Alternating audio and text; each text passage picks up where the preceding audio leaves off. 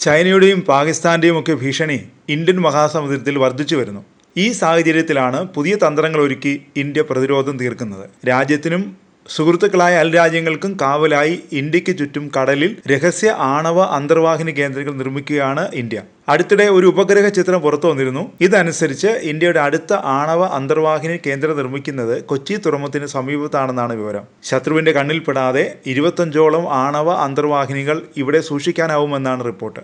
ശത്രുരാജ്യത്തിന്റെ അന്തർവാഹിനികളുടെയും ഹെലികോപ്റ്ററുകളുടെയും ഒക്കെ ചലനം രഹസ്യമായി നിരീക്ഷിച്ച് ഉടൻ തന്നെ പാഞ്ഞെത്തി പ്രത്യാക്രമണം നടത്താനുള്ള അന്തർവാഹിനികളായിരിക്കും ഇവിടെ ഒരുക്കി നിർത്തുക. നിലവിൽ ഇന്ത്യൻ നാവികസേനയ്ക്ക് ഒരു രഹസ്യ നാവിക താവളമുണ്ട്. ആണവ അന്തർവാഹിനികൾ സൂക്ഷിക്കുന്ന ഇന്ത്യയുടെ ഈ രഹസ്യ നാവിക താവളമാണ് INS വർഷ. ഈ നാവിക താവളത്തിന്റെ പ്രവർത്തനങ്ങൾ നിയന്ത്രിക്കുന്നത് ഈസ്റ്റേൺ നേവൽ കമാൻഡാണ്. വിശാഖപട്ടണമാണ് ഈസ്റ്റേൺ നേവൽ കമാൻഡിന്റെ ആസ്ഥാനം. നേരത്തെ ഗംഗാവരത്ത് നാവിക താവളം നിർമ്മിക്കാനായിരുന്നു പദ്ധതിയിട്ടിരുന്നത്.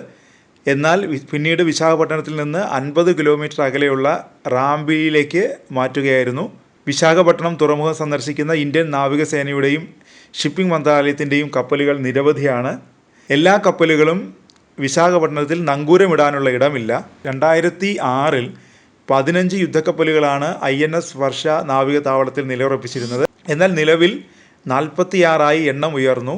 യുദ്ധക്കപ്പലുകളുടെ എണ്ണം തുടർച്ചയായി വർദ്ധിച്ചു വരികയാണ്.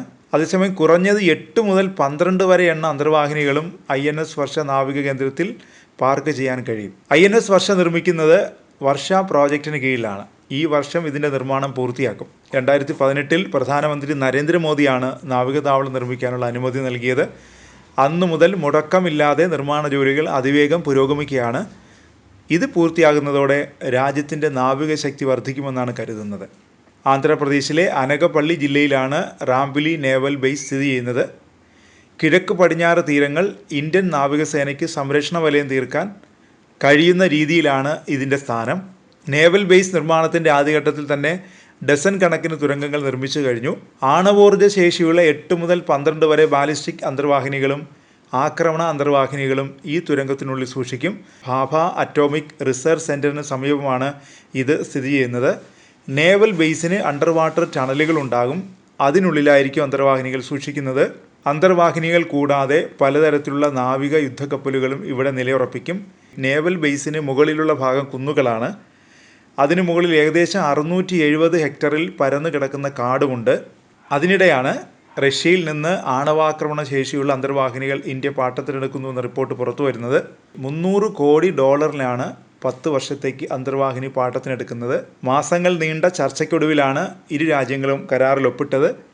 അകുല വിഭാഗത്തിൽപ്പെട്ട അന്തർവാഹിനി അടുത്ത വർഷം ഇന്ത്യൻ നാവികസേനയ്ക്ക് റഷ്യ കൈമാറും. ഇന്ത്യൻ നാവികസേന പാട്ടത്തിനെടുക്കുന്ന 3ാമത്തെ റഷ്യൻ അന്തർവാഹിനിയാണിത്. ഇന്ത്യൻ മഹാസമുദ്ര മേഖലയിൽ ചൈന സൈനിക ശക്തി വർദ്ധിപ്പിക്കുന്ന സാഹചര്യത്തിലാണ് ഇന്ത്യയുടെ പുതിയ നീക്കം.